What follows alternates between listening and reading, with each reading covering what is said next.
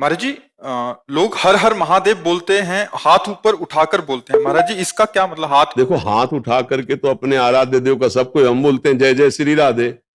अयोध्या में जाओ जय जय सिया राम, इसका मतलब होता शरणागति।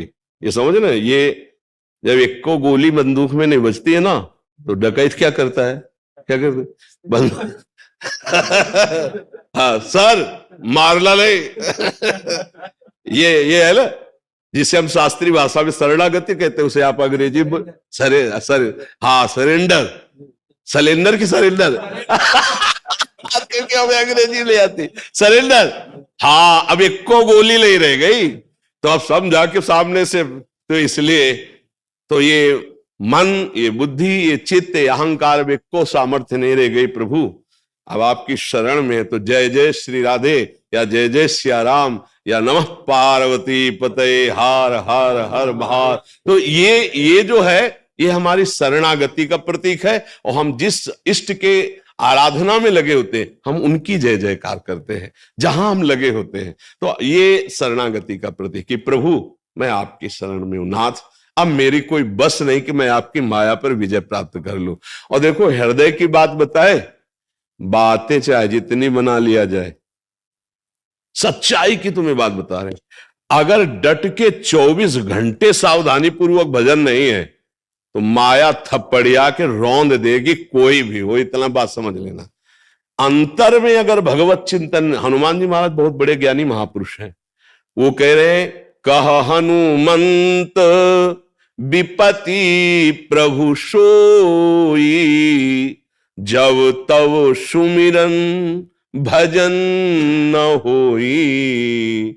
जिस क्षण आपका भजन छूटा, उसी क्षण माया उसे विपत्ति में फंसा देगी, कोई ऐसा कार्य करवा देगी, जलता रहेगा हृदय भगवत स्मरण।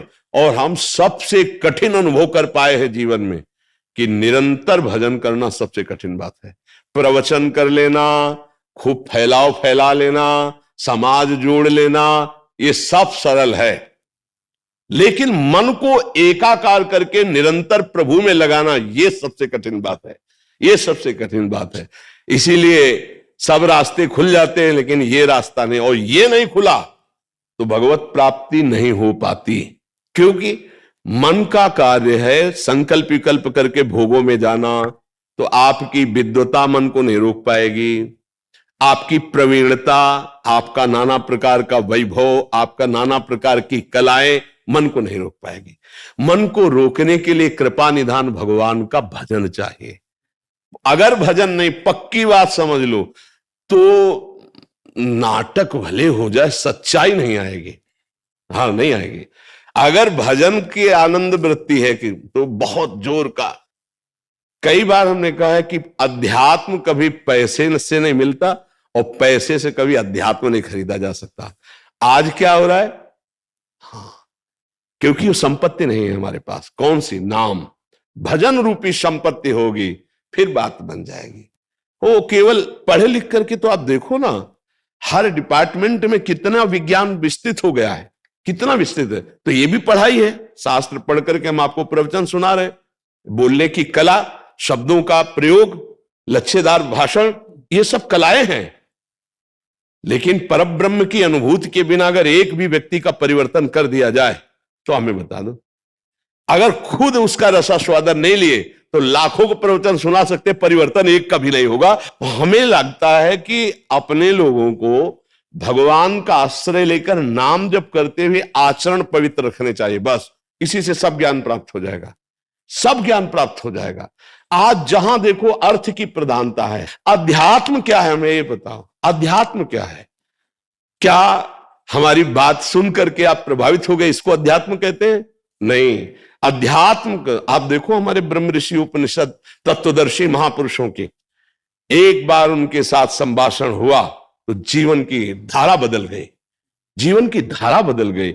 अगर निष्काम नहीं है प्रवचन करता, तो धारा नहीं बदल सकता, क्योंकि धारा यही नहीं बदली तो आंखें से बदल जाएगी। निष्कामता, हमारे शास्त्र जो है ये निष्काम महामहिमा में उपस्थित करते हैं आपको, निष्कामता में। हम लोग सकामता में फंस गए हैं। आज जो अभी हमें उपदेश मिल रहे हैं, वो घुमाकर शास्त्रों का अर्थ बदलकर सकामता की तरफ ले जाया जा रहा है। किसकी सकामता? आपकी कामना की पूर्ति होगी ऐसा प्रलोभन, और जिससे हमारी कामना की पूर्ति होगी वैसा प्रलोभन। कई तरह की ऐसी धारणाएं बनती चली जा रही कि सत्य वस्तु क्या है, भगवान क्या है, भगवत प्राप्ति का स्वभाव स्वरूप क्या है, ये सब ढकता चला जा रहा है। इसीलिए अच्छा, और अगर बोला गया तो एक की निंदा, दूसरे को सपोर्ट, तीसरे की अवहेलना, चौथे की निंदा, ये नहीं है, ये अध्यात्म नहीं है। अध्यात्म का स्वरूप ये नहीं। राम नाम मिला, कृष्ण नाम मिला, राधा नाम मिला, ये दिव्य प्रकाश है। आपको किसी से पूछना नहीं पड़ेगा, आप जप कीजिए, आपके हृदय में प्रकाशित हो जाएगा। और देखो, जब भगवान को अधीन कर लेता है नाम, सुमीर पवन सुत पावन नामू, अपने बस करी राखे राम। यार, रुपया पैसा क्या चीज है? अच्छा, रुपया का महत्व क्यों है? भोगों के कारण है ना। अगर रुपया से भोग सामग्री ना मिले तो रुपया का कोई महत्व नहीं। आप समझिए, 2000 के नोट, 1 ट्रक आपके घर भिजवा दिए जाए, आप कितने खुशी होंगे, हमको बता दीजिए। आप नाराज हो जाएंगे, कबाड़ काहे को डाल रहा है हमारे घर में, क्योंकि अब बंद हो गए, सुनो 2000 बंद हो गए है ना, तो आप नाराज हो जाएंगे ना। और 500 का, अगर केवल एक 500 को मिल जाए दरवाजे में पड़ा, तो चाहे जो कुछ हो आसपास देखे, उसको क्यों, उससे प्रियता क्यों? क्योंकि उससे कृपा निधान। संतों ने कहा, हाथ से कर्म करते रहो और जबान से नाम जपो और मन भगवान के चरणों में रखो।